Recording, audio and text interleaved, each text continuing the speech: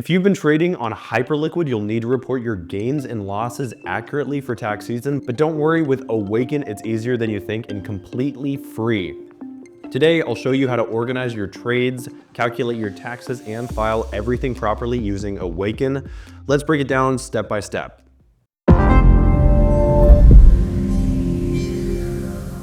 Getting started is super simple. All you'll need is your Hyperliquid wallet address and an Awaken account. Step one is to connect your wallet in Awaken. To do this, go to the Accounts tab in Awaken. Here you can add a wallet nickname and input your Hyperliquid wallet address. Awaken will automatically start to look through your transactions and calculate your gains and losses. In the Transactions tab, you can scroll through to see and label any transactions that need to be reviewed. To generate your report, go to the Taxes tab.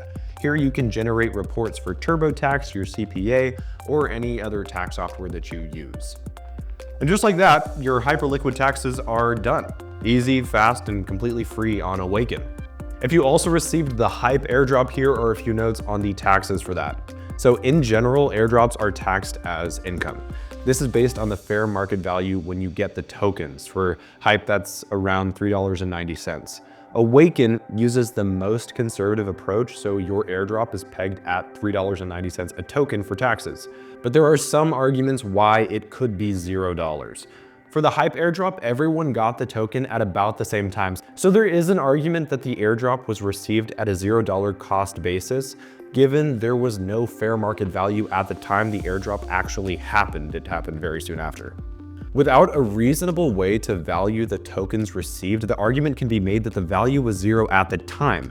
There should be a reasonable method to value tokens received as a whole: average daily value, average hourly value, value provided by reliable software, etc. But remember, you should talk to your CPA and ask what method they use to value airdrops received. Thanks again for watching, and if you have any other questions, feel free to leave them in the comments.